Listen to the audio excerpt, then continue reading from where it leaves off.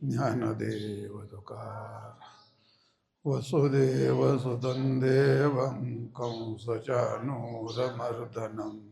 देवकी परमानन्दं कृष्णं वन्दे जगद्गुरुं मूकं करोति वाचालं पङ्गुं लङ्घयते गिरिं यत्कृपातमं वन्दे परमानन्दमाधवम् इदमद्य मया लब्ध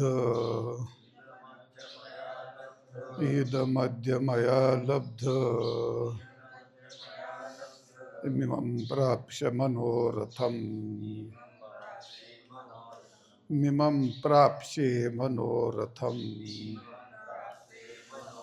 इदमस्तीदमपि मे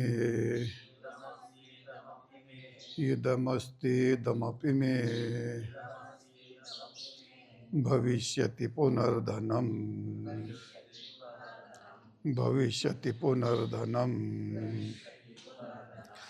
इदमद्य मया लब्धमिमं प्राप्स्य मनोरथम् इदमस्तीदमपि मे भविष्यति पुनर्धनम्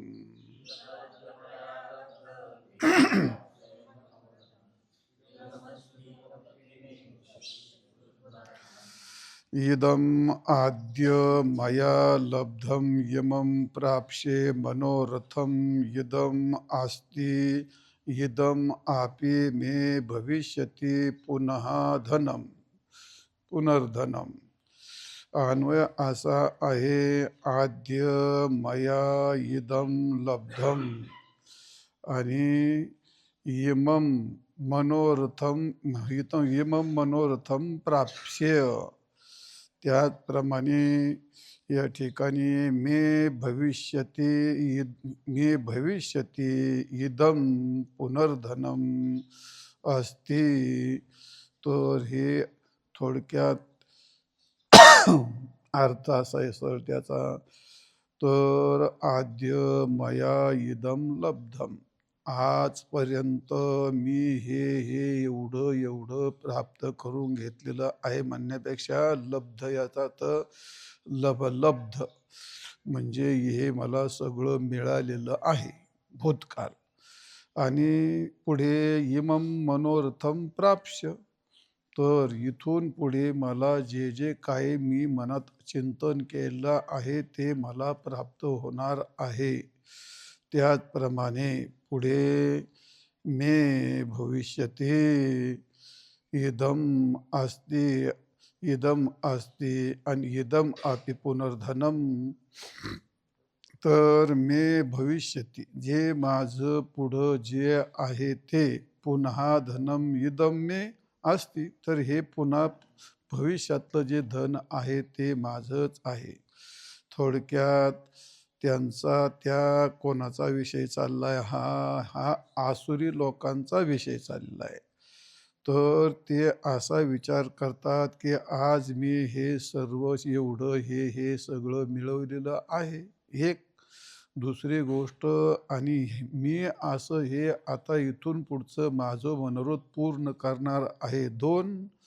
आणि तिसरी गोष्ट, माझ्याजवळ ते मे इदम अस्ति, तर माझ्याकडे हे एवढं आहे. आणि आता पुन्हा काय करणार आहे, तर पुन्हा भविष्यति मे धनम, तर माझं हे पुढचं धन हे एवढं मी मिळवेल किंवा मला मिळेल.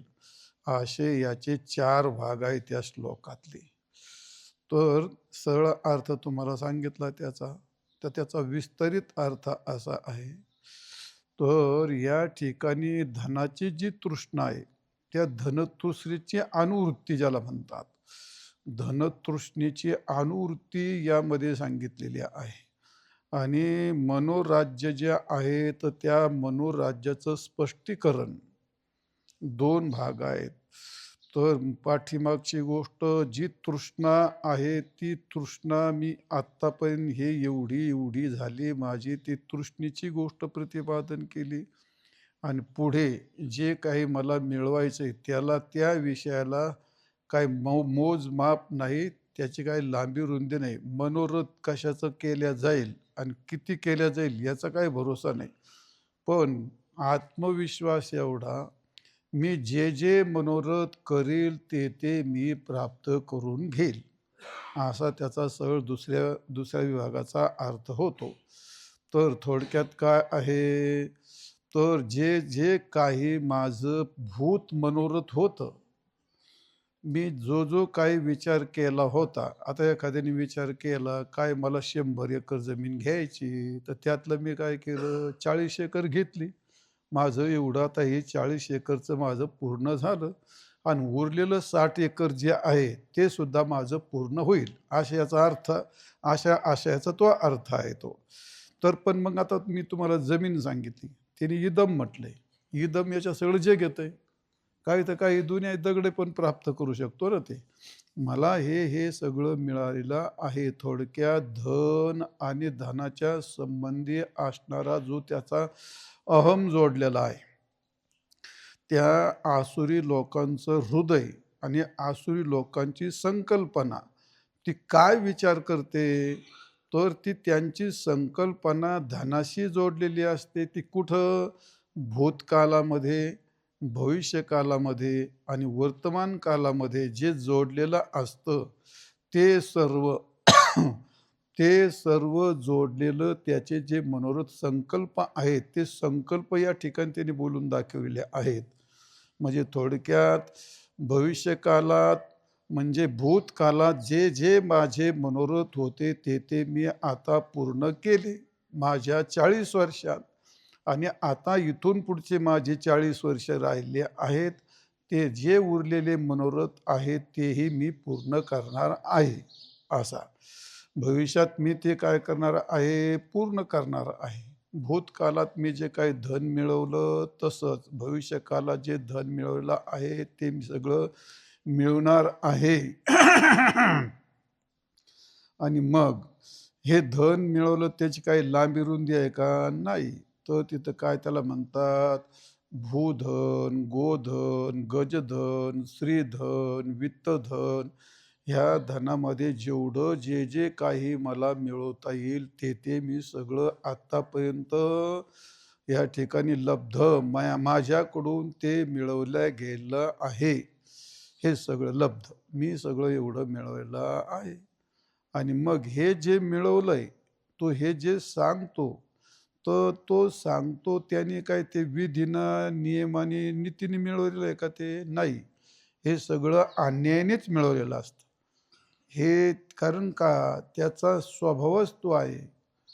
तो मुळातच आसुरी मनुष्य आहे. त्या आसुरी माणसाने जे मिळवलेलं आहे ते सहज नाही, तर ते अन्यायाने मिळवलेलं धन आहे. आणि म्हणून तर हे असं आसुर लोकांचं हृदय, आसुर लोकांचे संकल्प, आसुर लोकांच्या मनातली संकल्पना भगवंतानी या ठिकाणी मांडलेली आहे. तसंच आसुर लोकांचा जो अट्टहास आहे, तो अट्टहास या ठिकाणी भगवंतानी आपल्या पुढे मांडून दाखवलेला आहे. आणि म्हणून अन्यायाने मिळवलं आणि ते पुढचं जे ते मी अन्यायानेच मिळवणार आहे, मुरगळूनच मिळवणार आहे. ज्याचं सहज नीतीने विधीने असतं तो सगळ्या जगात सांगत सुटत नाही. म्हणून असं जे सांगितलेलं आहे.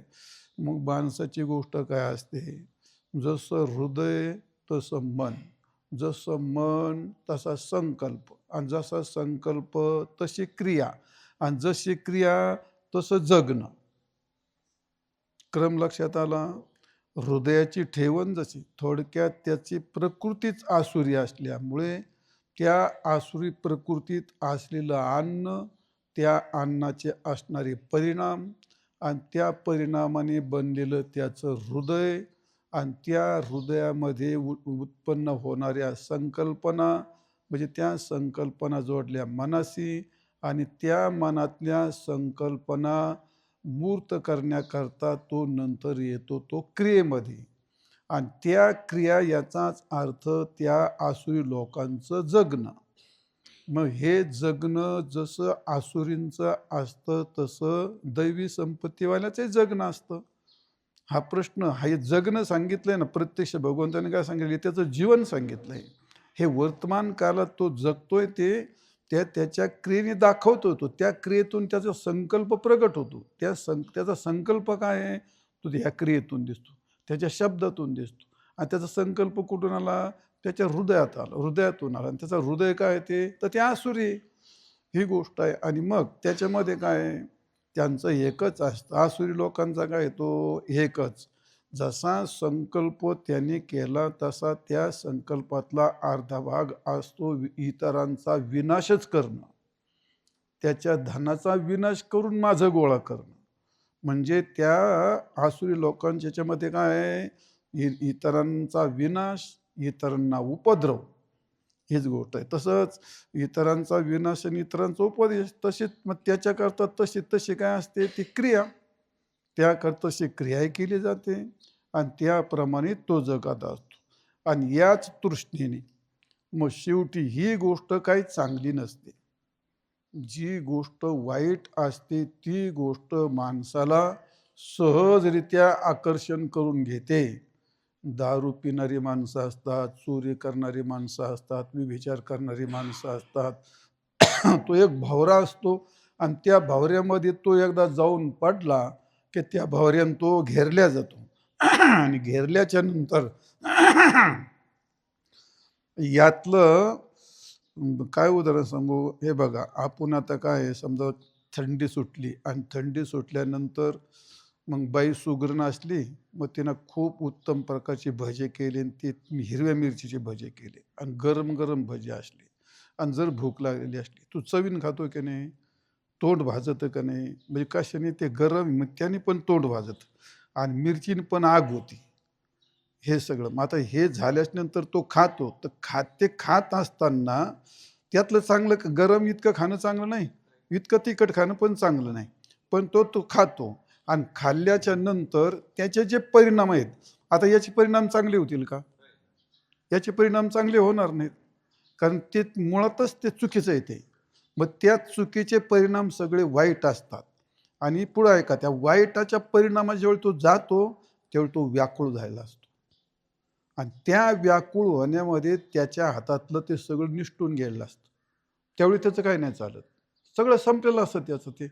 आता भजे तर खाऊन तर मोकळा झाला, त्याचे जे परिणाम झाले त्याच्यात तर काही बदल करू शकत नाही. मग त्याच्याकडे फक्त एकच काय होतं, व्याकुळता. आणि ती व्याकुळता नरकाला घेऊन जाते माणसाला. ती व्याकुळता नरकाला घेऊन जाते माणसाला. ते भगवंतांनी पुढच्या श्लोकामध्ये सांगितलं आहे ते. आणि म्हणून तो कशाने व्याकुळ होत असतो, तो तृष्णेने व्याकुळ झालेला असतो तो. आणि तो तृष्णेने व्याकुळ झाल्याच्या नंतर तो अख्खं आयुष्य तसंच जगत असतो. आणि त्या व्याकुळतेत पहिलं संपलं, पहिलं पोट दुखायचं वजाचं राहिलं का, मग दुसरं धापट खातो. धापट्या नीट काय झालं का, मग अजून दही खातो, कारण का पोट ताक झाली म्हणून काय खातो, दही खातो. आता दह्याचा परिणाम काय झाला, मग खोकला आला. मग ती व्याकुळता तर याने व्याकुळ झाला का त्याने व्याकुळ झाला, व्याकुळता तर सारखीच आहे ना, व्याकुळता सारखीच आहे. मग आता हे तुम्हाला आपलं साधं उदाहरण सांगितलं. मग तशीच गोष्ट आता चोरीची गोष्ट असते. चोरी झाल्याच्या नंतर त्याचे जे परिणाम होतात त्यात तो व्याकुळ जेलमध्ये गेला, व्याकुळता आहे का नाही? आणि नाही गेला तर त्याच्या मनामध्ये जे व्याकुळ कोणी येईल, मला पकडील, मी जेलमध्ये जाईल, इतक्या भीतीच्या दडपणात तो राहतो. आज तुम्हाला चोरीचं सांगितलंय, बाकी एक खून केला, त्याला दडपण नाही का ते नंतर? कोणी नाही पाहिलं, सगळं काय झालं, पण त्याचं मन काय म्हणतंय? किंवा एखादा बेविचार केला त्याने, तर त्याचं नंतर परिणाम, त्याच्यात ती जी व्याकुळता असते त्याच्या मनातली, ती व्याकुळता आपण काढू शकत नाही.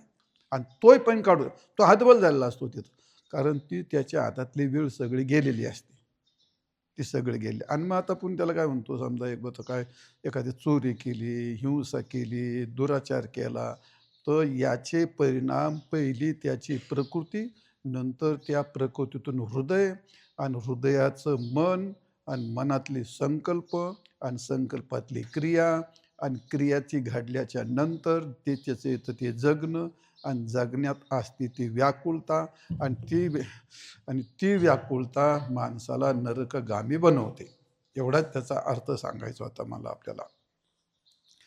तर ते असो. आणि म्हणून विचारानुसार संकल्प असतो, तर झालं, त्याचा फारसा अर्थ नाही त्याच्यामध्ये. पण भगवान सांगतात तर हे हे हे मी हे एवढं मिळवलं, फक्त त्याला काय इदमला काय व्यास नसतो. हे सगळं मनोरथ केलं ते मी माझं पूर्ण केलं आणि उरलेलं मनोरथ आहे ते मी निश्चितच पूर्ण करणार आहे. आणि आत्तापर्यंत जे माझं धन मिळवलं ते माझं धन माझ्या मालकीचं आहे आणि याही पुढे उरलेलं भविष्यती पुनर्धनम, पुढे सुद्धा मी ते धन मिळवणार आहे. तो धनाची गोष्ट आहे. धन मोठं महत्वाचं असतं का? तर धिनोती इति धनम स्वतः, यास कमळील व्याख्या केली आहे. धिनोती, धिनोती तर्पयती, तर्पयती तृप्तः, म्हणजे धिनोती तृप्यती इति धनः. धन कोणत्याही रीतीने माणसाला तृप्ती करतं. तृप्तीचं साधन काय असेल तर ते धनच असतं, असं ग्रंथकारांनी म्हटलेलं आहे. त्याचं कारण काय आहे? धनाशिवाय जीवनातला कोणताही व्यवहार चालत नाही आणि म्हणून धन मुख्य असतं. धन हे सर्व कार्याच्या मुळात धनच असतं, म्हणून धन हे मुख्य असतं. धत्ते धारयते चेद इदम स्मा इदम काय इदम एतस्मात् कारणात धनम आणि तत् इदम त्रिषु लोकेषु धनम तिष्ठति शाश्वतम, असं महाभारतामध्ये धनाचं वर्णन केलं आहे. तर धत्ते धारयते, संपूर्ण जगाला धारण करणारं कोण आहे? प्रत्येक देशाची ऐट, प्रत्येक देशाची उंची, प्रत्येक देश सुधारला माग गेला काय? त्याचा धनच आहे त्याचा आश्रय. इकॉनॉमी वाढली, इकॉनॉमी घसरली, रुपया घसरला, डॉलर पुढं आला, हे सगळं काय? हा देश फार पुढे गेला.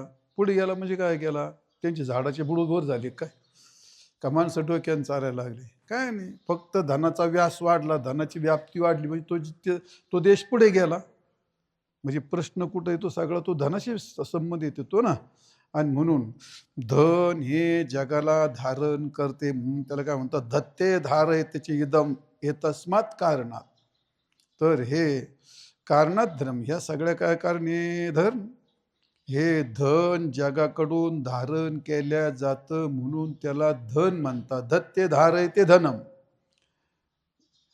धन हे जगाला धारण करतं म्हणून त्याला धन म्हणतात, किंवा जगाकडून ते धारण केल्या जाते म्हणून त्याला धर्म. जसं धर्माची व्याख्या आहे ना, काय म्हणतो आपण त्याला?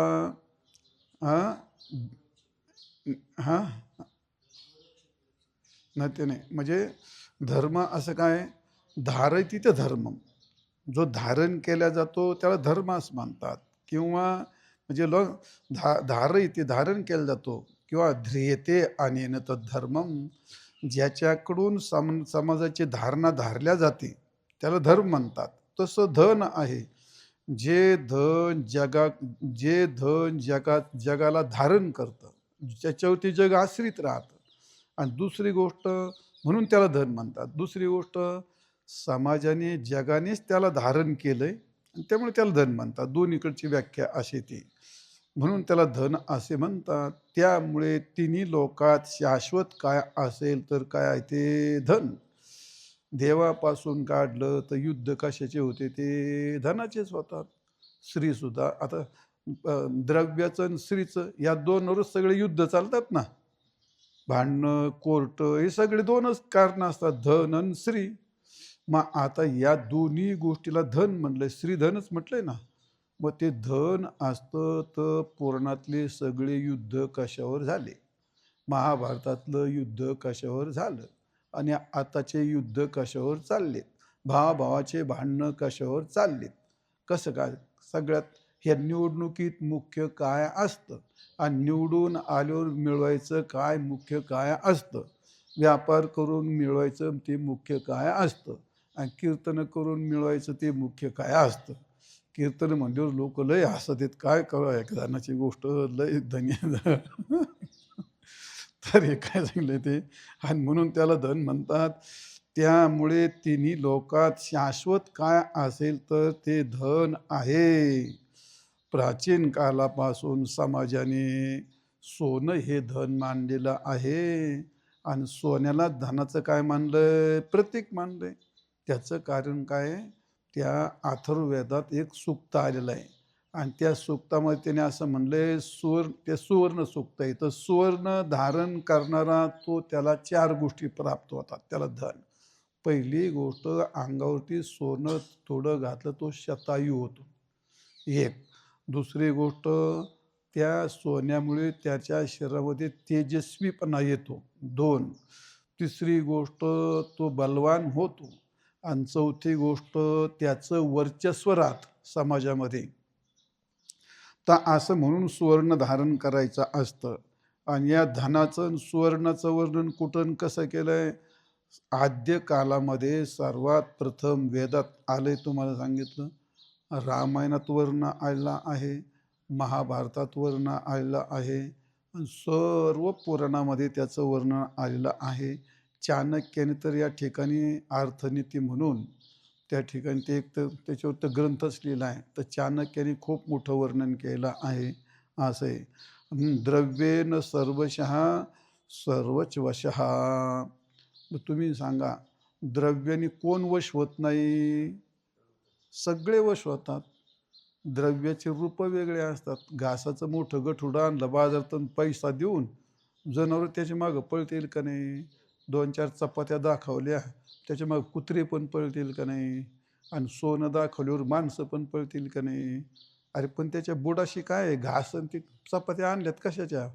पैशानेच आणल्यात ना. ते पैसाच लागत होता त्याला, द्रव्यच लागत ना त्याला. म्हणजे द्रव्याचे म्हणून द्रव्येनं सर्वे वशः, सर्वच वश होतात द्रव्यानी, अशी गोष्ट आहे. तर चला जाऊ द्या. धना वाचून काही झालं तर धन किती आवश्यक आहे. धना वाचून माणसाचं जीवन व्यर्थ असतं. कसपटाप्रमाणे त्याला कोणी विचारत नाही. भिकारी सगळीकडे तुच्छ काय आहे? त्याच्याकडे धन नाही. धनवान जर असेल तर त्याला मान्यता मिळते. म्हणजे धना वाचून जीवन काय? व्यर्थ. धना वाचून पुरुषार्थ नाही. धर्म, अर्थ, काम आणि मोक्ष. तर अर्थ हे धन आहे. धर्म कशाने जोड? धनात धर्म वर्धते. धर्म जोडायला धन लागतं ना. यज्ञ करायचा, तीर्थयात्रा करायच्या, काय दान करायचं, धन लागत नाही का? म्हणजे धनानेच काय होतो? धर्म जोडला जातो. दुसरी काय? धर्म, अर्थ आणि काम. कामाची पूर्ती कशाने करतो? तो धान्यच करतो. आणि मोक्ष का? धन लागतं त्याला त्याच्याकरता. म्हणजे अर्थ या एका पुरुषाने 3 पुरुषार्थ उभे राहतात. एवढं धनाचं महत्व आहे. आता एवढं धनाचं महत्व सांगितलं, उद्या सकाळी नाही का सगळे विद्यार्थी सुद्धा धन कमावे लागतील. एवढं धनाची गोष्ट आहे. आणि म्हणून धनाने 3 पुरुषार्थ प्राप्त होतात. धनाने मित्र आप्त मिळतात. भरपूर धनवान असला तर त्याला मित्रच मित्र. मग त्याला सोयरे. श्रीमंताला कोणी सांगतो आमका तमका, त्याचा चुलतीचा, काकीचा, भावाचा अमका तमका आहे. आणि गरीब जवळचा जरी असला, बायकोचा मेवना, आमचा काय संबंध नाही म्हणतो त्याच्याशी.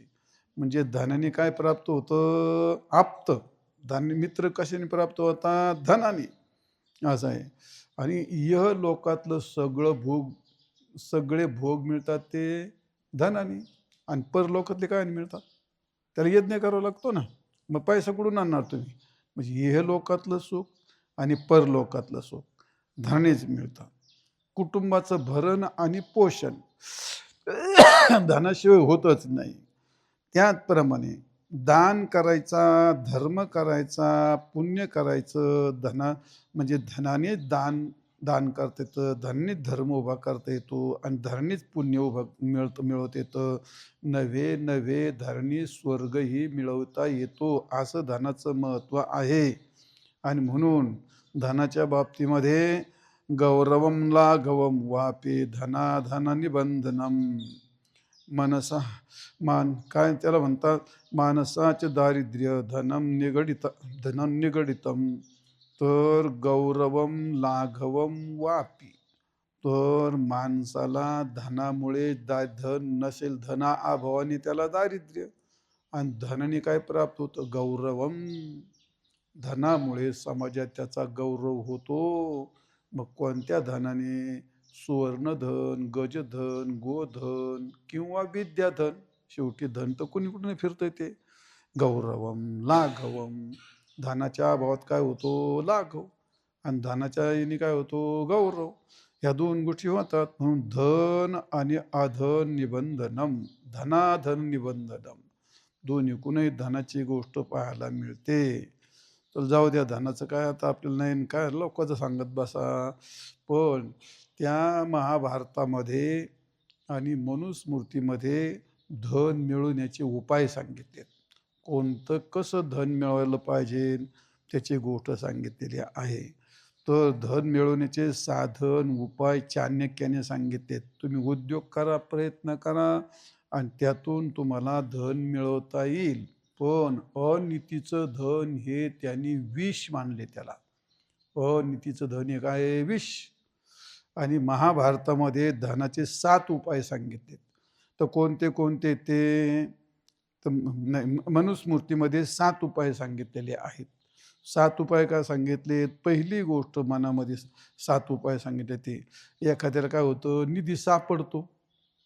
एखाद्याला निधी सापडणे हा त्याला धन मिळवत आहे. तर एक दाय, हुंडा घेणं किंवा एखाद्याने बक्षीस देणं, त्याला दाय धन असं म्हणतात. दुसरी काय आहे? खरेदी.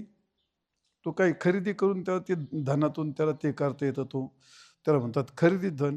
जिंकणे, आता क्रिकेट खेळून, कुस्ती खेळून काय तर तो विद्येचं वाद विवाद कशात ज्या ज्या ठिकाणी तो जिंकतो त्यातून त्याला धन मिळतं. असं ते एक धन मिळायचा उपाय आहे. किंवा पैसा तुमच्याकडे असला तर तो कर्ज देऊन त्याच्या व्याजावरती नियमित नियमाने त्यातच तुम्हाला पैसा मिळवता येतो. आणि 6वी गोष्ट काय? शेती आणि व्यापार करून धन मिळवता येतात. आणि 7वी गोष्ट आहे दान घेणे. कोणी जर तुम्हाला दान दिलं तर मग त्याला काय म्हणतात? धन. म्हणजे हे धन मिळवायचे उपाय आहेत. आता आमसारख्याला कोणी 2 रुपये दिले तर ते दान आहे आम्हाला. तेच धन आहे. दुसरं काय? धडा आम्हाला नाही व्यापार, नाही नोकरी, ना कुठं उद्योग, ना धंदा, थोत्रम ना पात्रम, ताटीम ना वाटीम. मग अशा काळात लोकांनी कोणी दिलं तर ते दान, ते धन घेण्याचं एक आहे ते असं. तर त्या धनाचे सांगितलेले आहे 3 प्रकार: शुक्ल धन, कृष्ण धन आणि शबल धन. तर शुक्ल धन म्हणजे शुद्ध धन. तर शुद्ध धन काय असतं? म्हणजे मंत्र, जप, जाप्य, देवांची आराधना असं करून जे धन मिळतं, देवदान अध्यापन केलं किंवा अध्ययन केलं, शिक्षण केलं असं, किंवा वारशाने बापाचं मिळायला असतं, त्याला काय म्हणतात? हे शुक्ल धन असतं. आणि ते कल्याणकारी असतं. माणसाची गती आयुष्यभर पिढ्यानपिढ्या टिकणारे हे धन असतं. आणि दुसरं धन आहे शबल धन.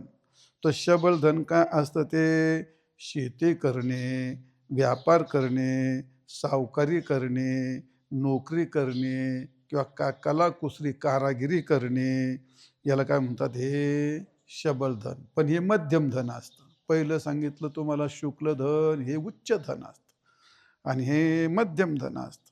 आणि हिनकुटीचं कनिष्ठ धन कोणतं असतं? त्याला कृष्णधन म्हणतात. आणि कृष्णधन कुठं? चोरी करणे, लुटून आणणे, द्यूत खेळून मिळवणे, जुगार खेळणे आणि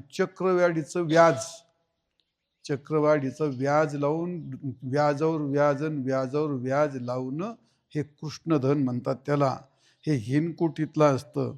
आणि हे मग याला काय ते हे कृष्णधन हे 10 वर्षापेक्षा आधी कोणाकडे टिकत नसतं असं ते लिहिलंय महाभारतामध्ये. म्हणजे 10 वर्षापेक्षा ते टिकत नाही. आणि तो कीट योनीला, त्याला काय म्हणतात? तिर्यंगादी कीटादी योनीला तो जातो. असं कृष्णधन थोडंसं वाईट सांगितलेलं आहे. असो. आणि म्हणून पुराणात पण काय केलं ते तसं मग देव, देवता, मंत्र हे सगळे काय देवताच्या आराधना सांगितल्यात, काही मंत्र सांगितलेत, काही जप सांगितलेत, त्यांनी धन मिळतं असं ते ब्राह्मण लोक करतात ना. ते खूप असं ते काय मग आता हे काय देवीची आराधना, गणपतीची आराधना, ते काय मोक्ष मिळवण्याकरता थोडीच करतात ती. काय त्यांच्या डोक्यात ते प्रपंचच असतो. ते असे आराधना असते, काय उपासना असतात. म्हणजे हे सगळे काय सांगितले, ते धन मिळवण्याचे उपाय सांगितलेत. आणि काय सांगितले ते आलेत ग्रंथांनी. इथं धन शब्द आला म्हणून आलं तोंडापुढे म्हणून तुम्हाला एवढं सांगितलं धन. आता आपण काय त्यातले नाहीत, पण सगळे तसेच म्हणतात, मी नाही त्यातली कडी घालातली. त्याला कोणाला टाळता येत नाही.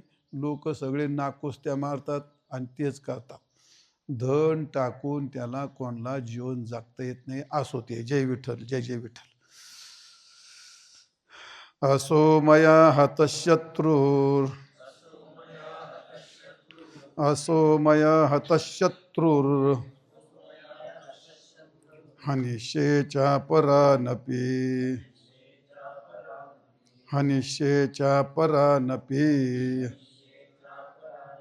ईश्वरोऽहमहं भोगी, ईश्वरोऽहमहं भोगी, सिद्धोऽहं बलवान् सुखी, सिद्धोऽहं बलवान् सुखी. असो मया हतशत्रुर्हनिष्ये परानपि, ईश्वरोऽहमहं भोगी, सिद्धोऽहं बलवान् सुखी.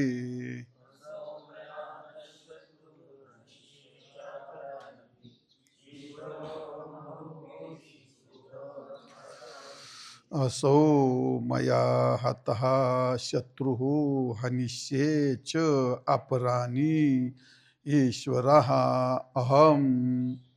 तर ईश्वरः अहम भोगी आणि सिद्धा अहम आणि बलवान आणि सुखी. ही आसुरी लोकांची भूमिका परत अजून एका ह्या श्लोकामध्ये सांगितलेली आहे. तर अन्वय काय त्याचा, आसो शत्रू मया हतः. तर हे जे काही शत्रू आहेत, हा नाही असो, हा एक वचन आहे. तर हा शत्रू मया हतः. तर माझ्याकडून कर्मणी प्रयोग आहे. माझ्याकडून हतः काय, हा हनहत भूतकाळ आहे. तो माझ्याकडून हा शत्रू मारल्या गेला. आणि पुढे अपराणीच हनिष्ये, आणि जे काही उरलेला आहे, अपराणी बहुवचनी, आणि जे काही उरलेले आहे ते दुसऱ्या शत्रूंना सुद्धा मी काय करणार आहे, ठार करणार आहे. म्हणजे थोडक्यात आत्तापर्यंत जे मारलेत, माझ्याकडून जे मारले गेले आहेत शत्रू ते, आणि आता जे उरलेले आहेत ते सुद्धा मी ठार मारून टाकणार आहे. कारण माझ्या बरोबरीला कोण नसला पाहिजे. त्याच्याकरता त्याला संपूर्ण टाकला, मग विषयच मिटला. तो अपराणी हानिष्य, दुसऱ्याला पण त्याला मारून टाकणार. त्याचं कारण का मी ईश्वर अहम. तर संपूर्ण जगाचा मी ईश्वर आहे. तो ईश्वर समजतो. तो ईश्वर कसा आहे, तो नकली ईश्वर येतो. स्वतःला समजतो. स्वतःला कोणी काही समजतं. त्या आसुरी माणसाने स्वतःला मी संपूर्ण जगाचा मालक आहे, माझ्या एवढा कोणी नाही, ईश्वराच्या भूमिकेत मी आहे, आणि म्हणून ईश्वरा अहम असा आहे. आणि अहम भोगी, माझ्या एवढा भोगी कोणी नाही. मला जेवढे भोग आहेत तेवढे जगात कोणाजवळ भोग नाहीत तेवढे. सिद्ध अहम. तर मी या सर्वांनी समृद्ध असा सिद्ध आहे. त्याचप्रमाणे हम बलवान, माझ्या जोडीला जगात बलवान म्हणून कोणीही नाही. आणि मी सुखी, काय तो बलवान मी आहे, आणि अहम सुखी. तर मी जेवढा सुखी आहे तेवढं जगात कोणी सुखी नाही. आता किती मुद्दे सांगितले. मागचे सगळे शत्रू मारून टाकले, आणि पुढचे जे आहेत, येईल मला जो कोणी आडवा येईल, जो मला माझ्यासमोर कोणी उभा येईल, मी त्याला आडवा करील.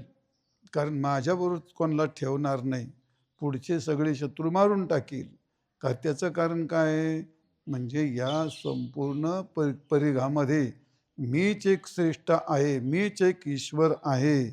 त्या मी सगळ्यात भोगी आहे, माझे एवढे भोग कोणाकडे ना आहेत. नंबर 2ची संकल्पना सिद्ध अहम, तर मीच या ठिकाणी सिद्ध म्हणजे आता काय आहे, मुक्त झाला सिद्ध नाही, तर अनेक अष्टमहासिद्धीने युक्त असलेला असा तो सिद्ध आहे तो. तर असा मी सिद्ध आहे आणि मी इतका बलवान आहे, तर सगळे माझे काय, माझे धनबल आहे, धनबल आहे, शक्तिबल आहे, सत्ताबल आहे, मनुष्यबल आहे, सगळ्या बलाने बलवान याला म्हणतात बलवान अहम. आणि त्यामुळे मग आता माझ्या सुखाला काय पारवार आहे का, नाही. तर नाही या आनंदाशी जोडा.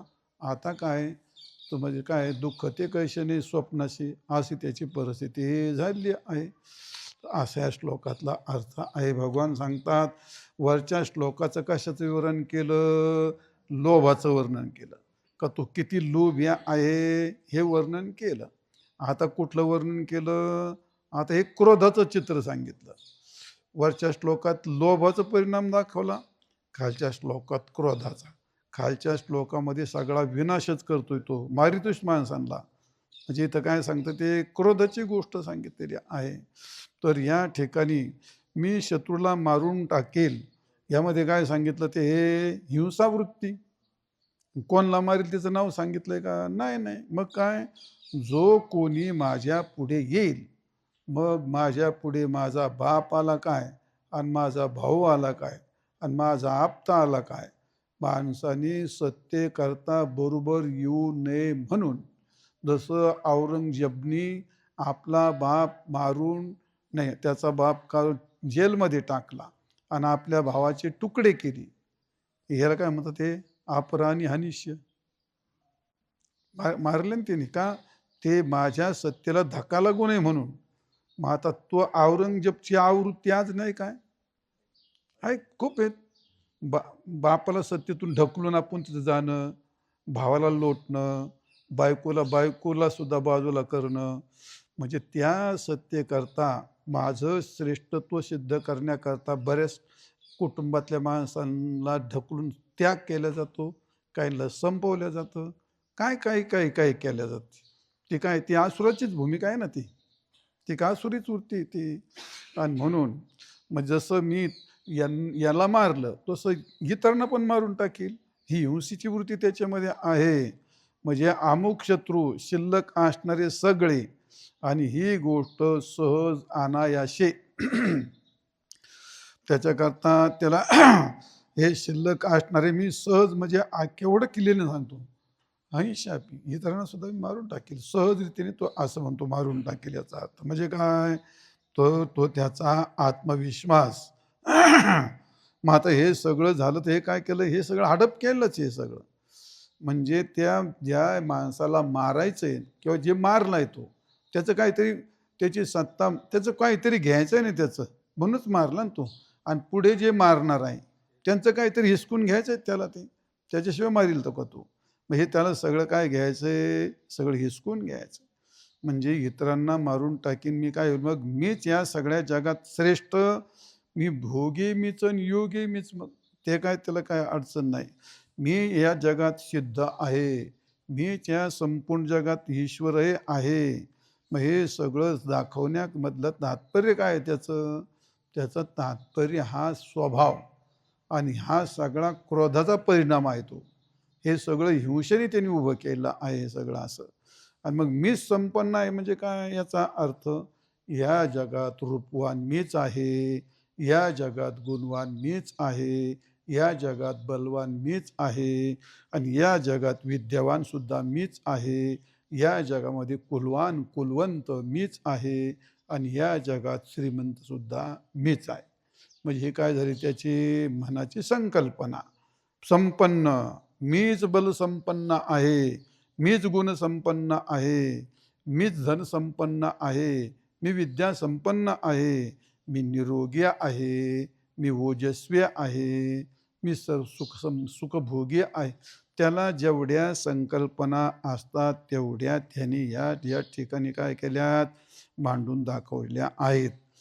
भगवान सांगतात, काय, तर हा मया शत्रू हतः, तर हा शत्रू माझ्याकडून मारलेला आहे, आणि दुसरे पण आता मला मारायचे आहेत, कारण मी ईश्वर आहे आणि मीच भोगी आहे. मी सिद्धीने युक्त असा सिद्ध आहे. मी सगळ्या जगाचा बलवान आहे आणि मी सगळ्या जगातला सुखी आहे. ही गोष्ट आपण तुम्हाला सांगतो त्यावेळी ही संकल्पना पुसट किंवा बारीक सूक्ष्म आपल्यात नाही असं आपल्याला म्हणायचं का? असू शकत नाही, असू शकत नाही. आता समजा कोणी, आता मी एका ठिकाणी गेलो, मी माझं सांगतो, तुमचं कायला सांगू. आणि समजा कोणी लहान छोटी मोठी महाराज असली आणि त्यांच्या लय आदर सत्कार केला, मी आपला खाली बसलो, मग कसं काय वाटतं ते मला? नाही वाटणार ना ते. मग त्याला ते ती ती जी वृत्ती, ती संकल्पना आहे, ती निसर्गातली अंतःकरणातली. कारण या प्रकृतीमध्ये आसुराचे संस्कार आहेत, त्या अन्नाचे संस्कार आहेत. मी ज्या अर्थी मी श्रेष्ठ वाटतो, कोणाला वाटत नाही मी श्रेष्ठ आहे? याच्यापेक्षा मी श्रेष्ठ वाटत नसलो तर याच्यापेक्षा मी श्रेष्ठ वाटतो की नाही? वाटतो, वाटतो याच्यापासून. मग कोणापेक्षा तरी श्रेष्ठ वाटणं म्हणजेच काय? मी स्वतःला ईश्वर समजणं. मी त्या स्वतःला ईश्वर समजणं. ईश याचा अर्थ सगळ्याचं हे असं. म्हणजे सगळ्याला तो मग हे करतो ना, ते ही गोष्ट आहे. तर असं आहे. आणि भोगी, मग आता आपण पाहतो त्याला काय, माझी एवढं थोडंच त्याला आहे ती. ही संकल्पना थोडीच येते, नाही का? नाही एखादा बिचारा सायकल चालला, पायी पायी चालला, तर ती मी कुठं फिरायला गेलो, तिकडे एखादा भेटतो, एवढा प्रेमात येतो, नाही नाही चल तुम्हाला आश्रमात सोडितो. तुम्ही पायी पायी करून चालले महाराज? अरे मी फिरायला, नाही नाही बसा गाडीत. आता काय करू तुझ्या गाडीला आता तो? म्हणजे त्याला असं वाटतं गाडी फक्त ह्या जगात माझ्याकडेच आहे, आम्ही महाराजाला बसून आश्रमात नेऊन सोडील म्हणजे महाराज लईच उपकार करीन. आता त्याला काय करावं त्याला त्या गोष्टीला? म्हणजे तो, त्याला असं वाटतं मी एवढा माझ्याकडं, माझ्याकडे जेवढं तेवढं कोणाकडेच नाही. त्याला ती वाटतं, ती त्याची काही चूक नाही ती. असं आहे. चल जाऊ द्या, काय त्याच्यात बसतो ते हे करीत. तर अशी जी संकल्पना आहे ती आसुर लोकाची संकल्पना भगवंतांनी सांगितलेली आहे.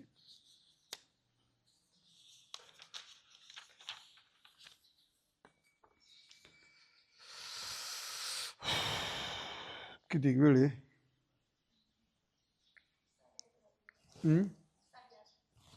8:30 झाले का? बा झालं, करू मग.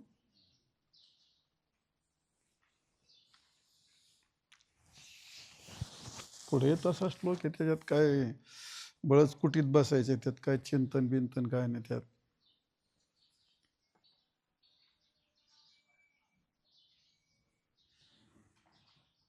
पुंडलिक वरदारी विठ्ठल श्री ज्ञानदेव तुकाराम विठाल विठाल विठाल विठाल विठाल. पुंडलिक वरदारी विठ्ठल श्री ज्ञानदेव तुकाराम माऊली. पंढरीनाथ भगवान की जय. माऊली ज्ञानेश्वर महाराज की जय. जगद्गुरु तुकाराम महाराज की जय. रामेश्वर भगवान की जय.